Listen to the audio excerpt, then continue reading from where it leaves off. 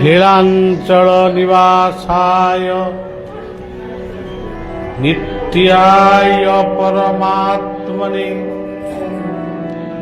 बलभद्र सुभद्राभ्यां जगन्नाथाय ते नमः।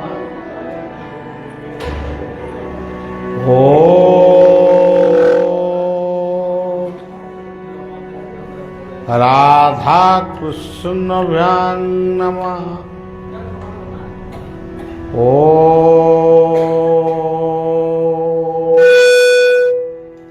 राधा कृष्णभ्यां नमः।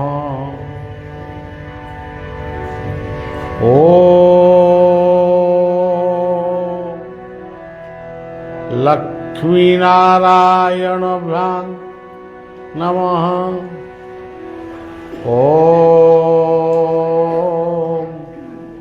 लक्ष्मीनारायणाभ्यां नमः। हरे कृष्ण कृष्ण कृष्ण हरे हरे, हरे राम राम राम हरे हरे। भज निताई गौर राधे श्याम। जप हरे कृष्ण हरे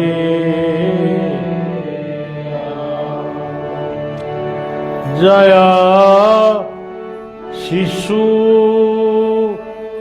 अनंत राजा राम। जय सत्य सनातन कल्की नाम। जय गुरु जय गुरु जय गुरु जय जय जय गुरु जय गुरु जय गुरु जय जय गुरु जय जय गुरु जय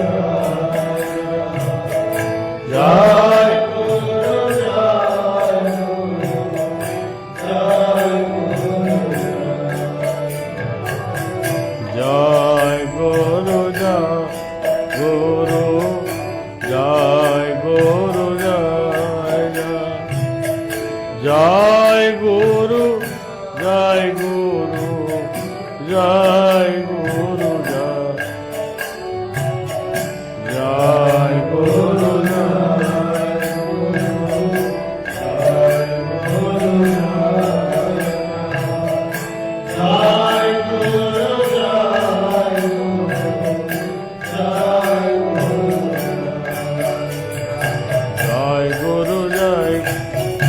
जगन्नाथ। जय गुरु जय वैकुंठनाथ। जय गुरु जय जगन्नाथ। जय गुरु जय जय गुरु जय जय जगन्नाथ। जय गुरु जय वैकुंठनाथ। जय गुरु जय जय जगन्नाथ। जय गुरु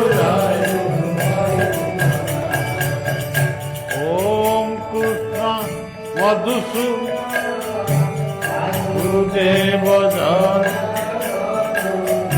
ओम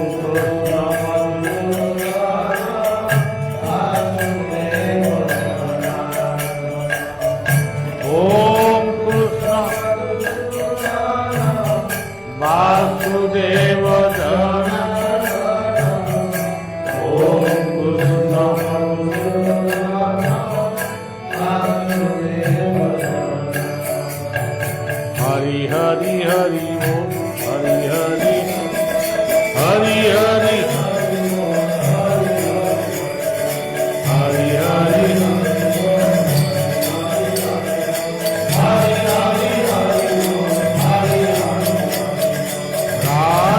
Radhe Radhe Radhe Radhe Radhe Radhe Radhe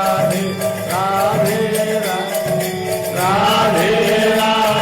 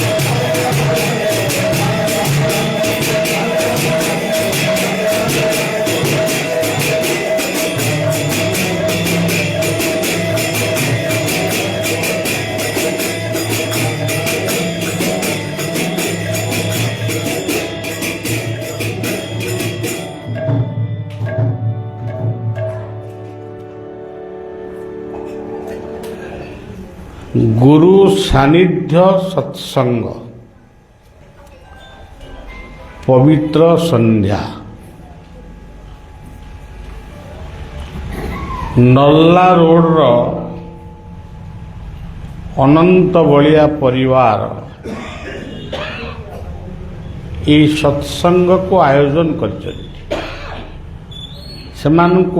शुभेच्छा जनाऊँ।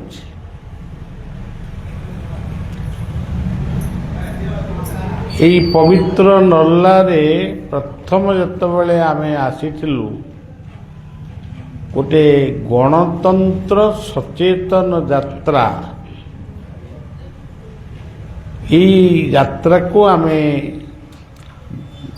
भवानीपाटना को आसीथिलु। सेतबले एठी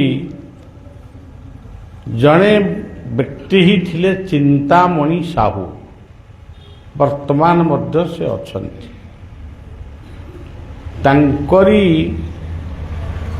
निमंत्रण रे बा तांकरी दायित्व रे ए नल्ला को आसी तांको सहित तांकर बड़ भाई वैकुंठ साहू संजोग हेले एवं ता परवर्ती समय रे पुत्र विक्रम कुमार साहू संजोग हेले।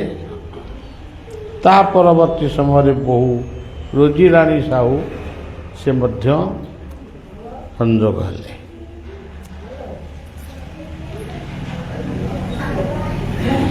तार किसी दिन परे यही नल्ला रोड रे कही पारिबिनी को जगाटा से गोटे सत्संग 3 दिन धरी गोटे गीता कथा एटी अनुष्ठित होता। ସେଇ ଗୀତା କଥା ସମୟରେ କିଛି ବ୍ୟକ୍ତି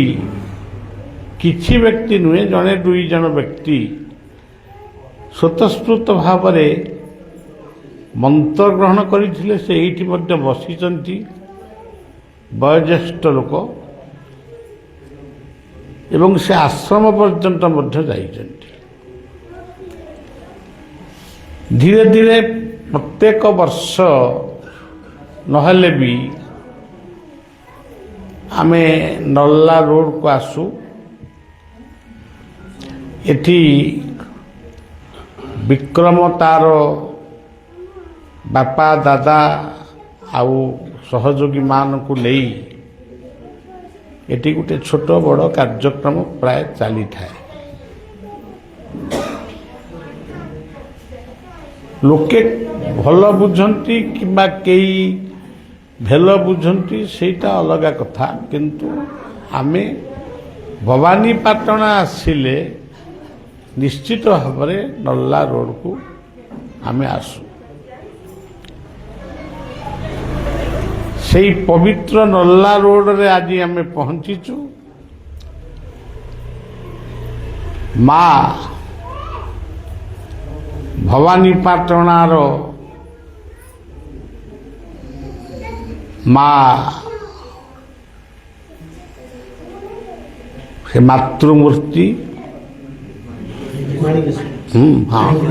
ହଁ ଠିକ, ମାଣିକେଶ୍ୱରୀ ରାଜାଙ୍କର ଅଧିଷ୍ଠାତ୍ରୀ ଦେବୀ ଏବଂ ପବିତ୍ର କଳାହାଣ୍ଡିର ସେ ହେଉଛନ୍ତି, ଯଦିଓ କଳାହାଣ୍ଡିର ସେ ମନ୍ଦିର କିନ୍ତୁ ସମଗ୍ର ଓଡ଼ିଶାର ସେ ହେଉଛନ୍ତି ପ୍ରତିଷ୍ଠିତ ଦେବୀ ମାଣିକେଶ୍ୱରୀ। ସେହି ମାଣିକେଶ୍ୱରୀଙ୍କର ଦର୍ଶନ, କଳାହାଣ୍ଡିରେ ଜଗନ୍ନାଥଙ୍କର ମନ୍ଦିର ରହିଛି, ରାଧାକୃଷ୍ଣଙ୍କର ମନ୍ଦିର ରହିଛି। ଏଠି ବି ଗୋଟିଏ ମନ୍ଦିର ଥିଲା, ଯେତେବେଳେ ଆମେ ପ୍ରଥମେ ଆସିଥିଲୁ ସେ ମନ୍ଦିରରେ ରାଧାକୃଷ୍ଣଙ୍କର ମୂର୍ତ୍ତି ନଥିଲା।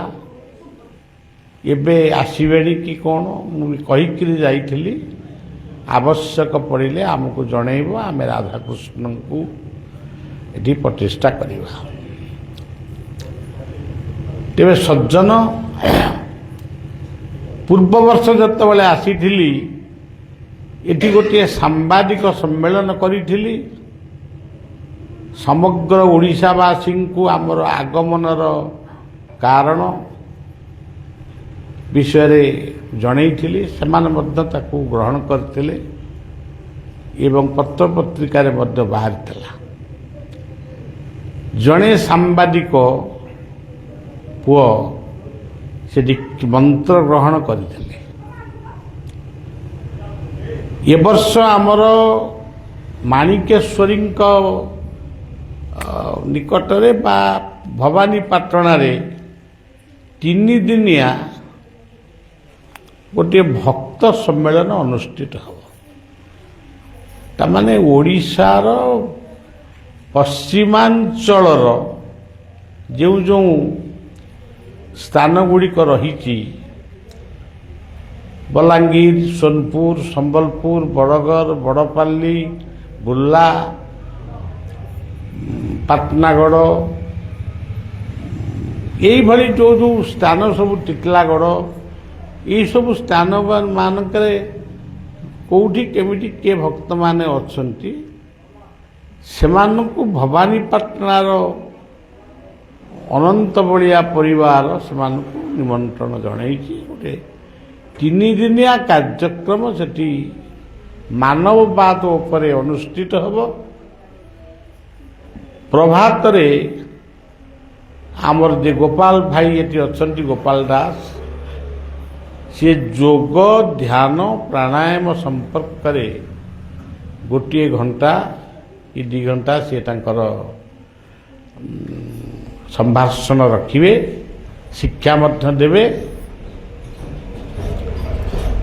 ଏବଂ 10ଟାରୁ 12ଟା ପର୍ଯ୍ୟନ୍ତ ବଳିଆ ମଧ୍ୟ ଲୋକମାନଙ୍କ ସହିତ ଟିକେ ମିଶିବ। ତେବେ ସଜ୍ଜନ ଇଏ ହେଉଛି ଆମର ଗୋଟେ କଥା, କିନ୍ତୁ ଇଏ କଥା ଭିତରୁ କଥା ଏଇ କଥାକୁ କହିବା ପାଇଁ ଆମେ ଏଠି ବସିନେ। ଲୋକେ କହନ୍ତି କଥାବାର୍ତ୍ତା, କଥାଟି ଏଇ ବର୍ତ୍ତମାନ ମୁଁ ଯେଉଁ ଆପଣମାନଙ୍କୁ ଜଣେଇଲି ସିଏ ହେଲା କଥା। ଆମେ ଆଜି ଆସି ପହଞ୍ଚିଲୁ, ଏଇଆ ଖାଇଲୁ, ଏମିତି ରହିଲୁ, ଏମିତି ଶୋଇଲୁ, ଇଏ ସବୁ ହେଲା କଥା। କିନ୍ତୁ ବାର୍ତ୍ତାଟା କ'ଣ? ବାର୍ତ୍ତା ହେଉଛି ମଣିଷ ଜୀବନ ପାଇଁ ଗୋଟେ ସୁପରାମର୍ଶର ସୁପରିକଳ୍ପିତ କଥା।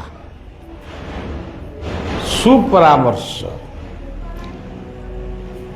ଭଗବାନ କୃଷ୍ଣ ଅର୍ଜୁନଙ୍କୁ କହିଲେ ଦୁର୍ଯ୍ୟୋଧନଙ୍କ ସହିତ ଯୁଦ୍ଧ କରିବା। କୁରୁ ପାଣ୍ଡବଙ୍କ ଭିତରେ ଯୁଦ୍ଧ ହେଲା। ଇଏ ସବୁ ଥିଲା କଥା। କୌରବମାନଙ୍କ ପକ୍ଷରେ ଏଇମାନେ ରହିବେ, ପାଣ୍ଡବମାନଙ୍କ ପକ୍ଷରେ ଏଇମାନେ ରହିବେ, ଯୁଦ୍ଧଟା ଏଇ ଭାବରେ ହବ। ଇଏ ହେଉଛି କଥା। କିନ୍ତୁ ବାର୍ତ୍ତା କ'ଣ ଥିଲା? ଅର୍ଜୁନଙ୍କୁ ଯେତେବେଳେ ଭଗବାନ କୃଷ୍ଣ ଗୀତା କହିଲେ, ଗୀତାର ବାଣୀ ଗୁଡ଼ିକ ହେଇଗଲା ସମଗ୍ର ଜଗତ ପାଇଁ ଗୋଟେ ବାର୍ତ୍ତା।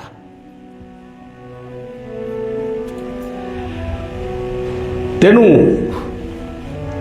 ମଣିଷର କଥା ଆଉ ବାର୍ତ୍ତା ସେତିକି ବେଳେ ବନ୍ଦ ହୁଏ ଯେତେବେଳେ ମଣିଷ ଭିତରୁ ଧର୍ମଟି ପଳାଏ। ଆପଣ ଭାବୁଥିବେ ଧର୍ମ କହିଲେ ଆମେ ଯାହା ବୁଝୁ ବଳିଆ ସେୟା ବୁଝେନା। ମୁଁ ଅମୁକ ଗୁରୁଙ୍କର ଶିଷ୍ୟ, ତାମାନେ ମୁଁ ହିଁ ଏକମାତ୍ର ଧର୍ମ କ'ଣ ଜାଣିଛି। କିଏ କହିବ ମୁଁ ଶ୍ରୀମା ଅରବିନ୍ଦଙ୍କର ଡିଭୋଟି, ଶିଷ୍ୟ କହୁନାହାନ୍ତି, ଡିଭୋଟି।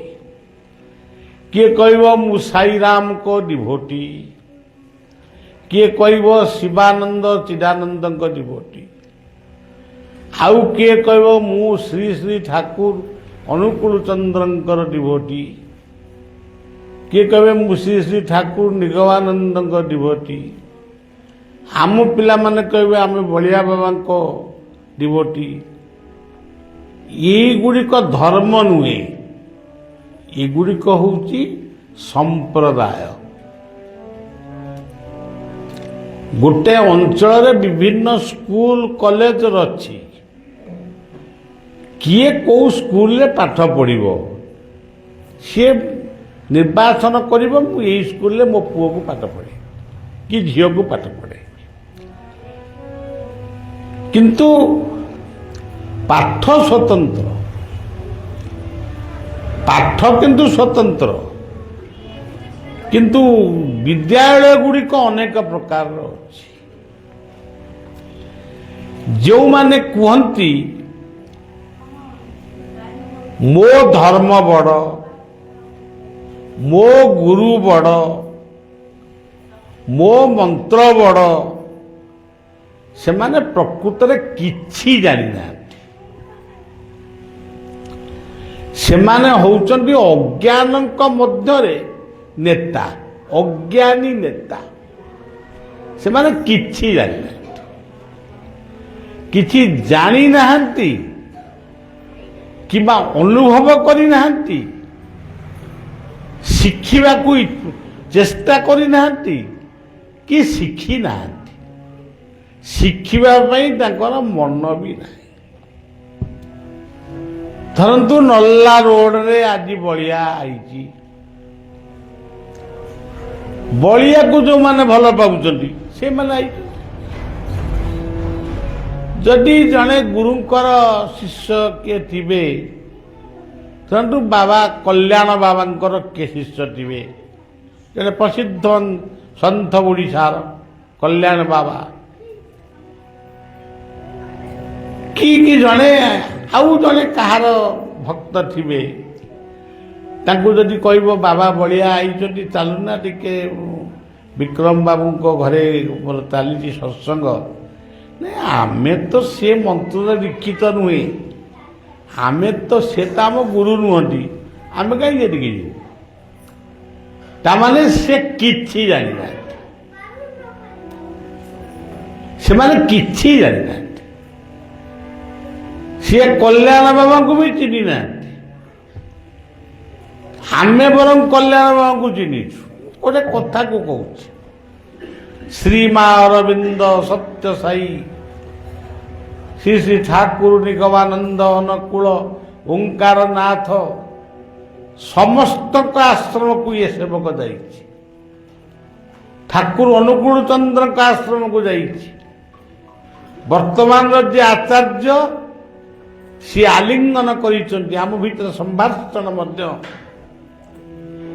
ଖୁବ ସୁନ୍ଦର ଥିଲା। କିନ୍ତୁ ସଜ୍ଜନ ଏଇ ଯୋଉ ମାନେ ଯାହାକୁ କହନ୍ତି କ୍ଷୁଦ୍ର ମନାର ଶିଷ୍ୟ, ସେଇମାନେ ହିଁ ଧର୍ମଟାକୁ ବିଗାଡୁଛନ୍ତି।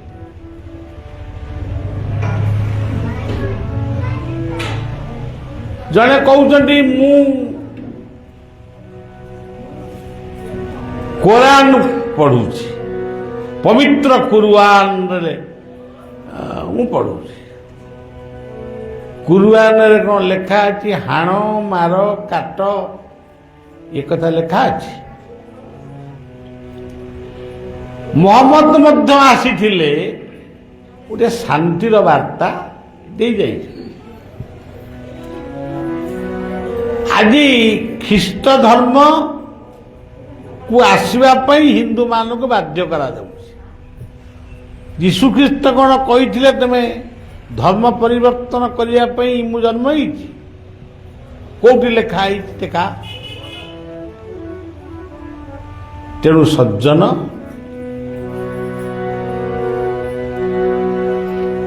ଯାମନ ଯେପରି ତା ମନ ସେ ରଖି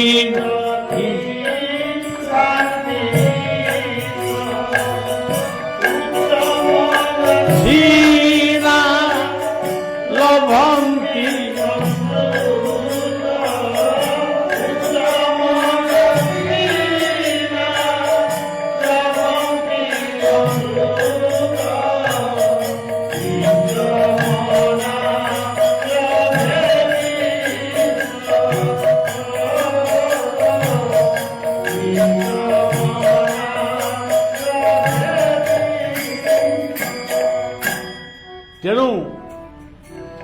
ତେଣୁ ଗୀତାରେ ଗୋଟିଏ କଥା ମୂଳରୁ କହିଲେ, ସାଂଖ୍ୟ ଯୋଗରେ ପୁଣି କହିଲେ, ଯେତେବେଳେ ଅର୍ଜୁନ ଧନୁକୁ ଛାଡ଼ି ଦେଇ ମୁଣ୍ଡରେ ହାତ ମାରି ବସିଲେ, କୃଷ୍ଣ ପଚାରିଲେ ତମେ ଯୁଦ୍ଧ କରିବାକୁ ଆଇଥିଲ ନା ମୁଣ୍ଡ ଚିପିବା ପାଇଁ ଆଇଥିଲ?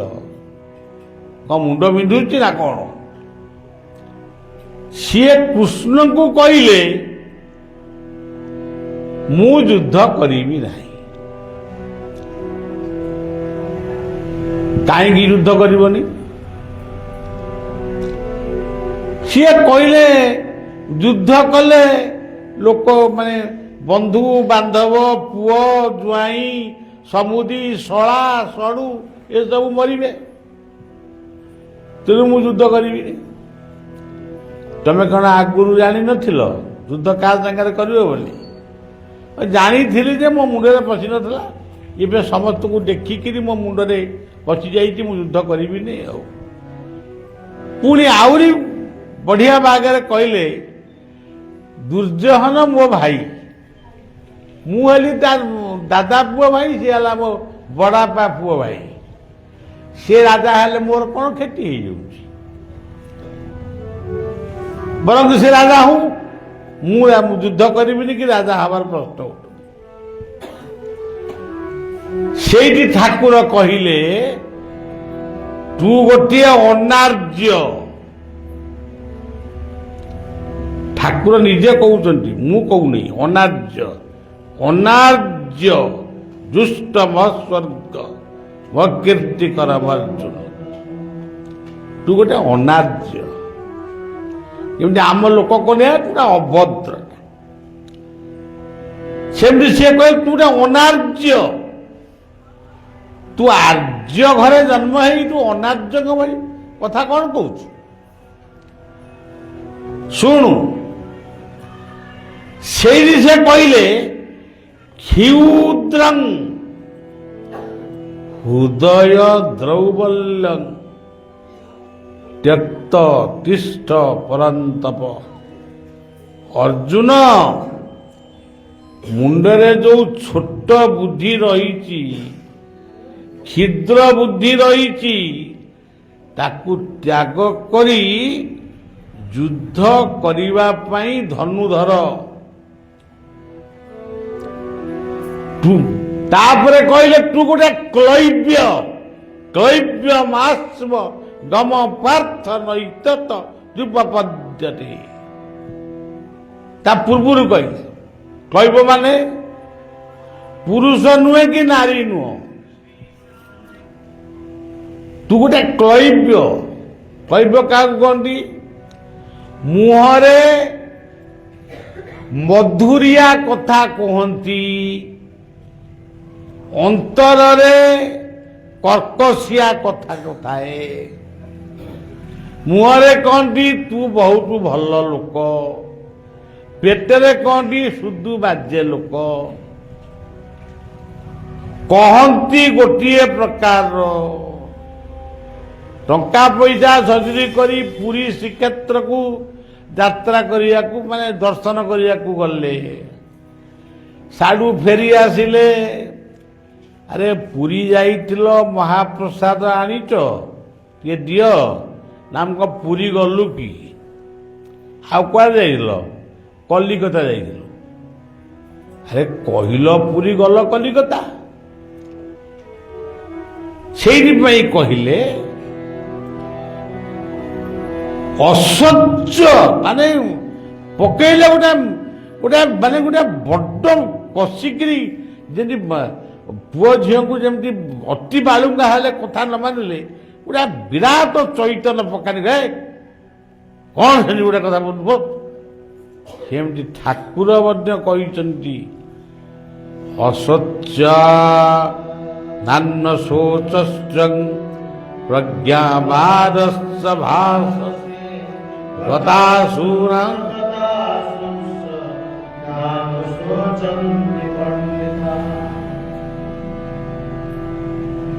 ପଣ୍ଡିତଙ୍କ ଭଳି କଥା ତ କହୁଛୁ, କିନ୍ତୁ ତୁ ପଣ୍ଡିତ ନୁହେଁ, ମୂର୍ଖ।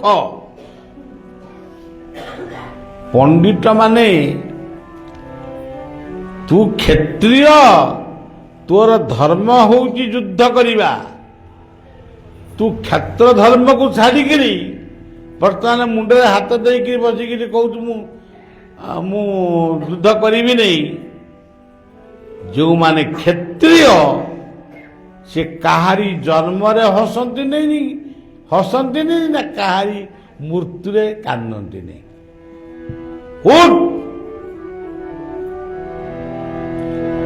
ଧନୁଧର,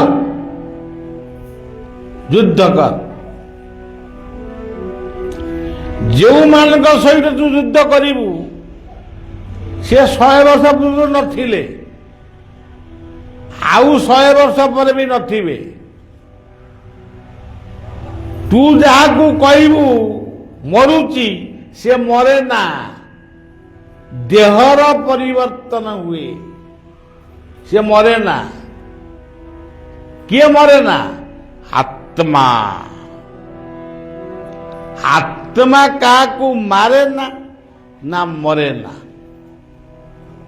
ଦେହ ମରେ ଆଉ ମାରେ। ତେଣୁ ଉଠିଷ୍ଠତ ଜାଗ୍ରତ ପ୍ରାପ୍ୟଂ ବରାଂ ନିବଦ୍ଧତ।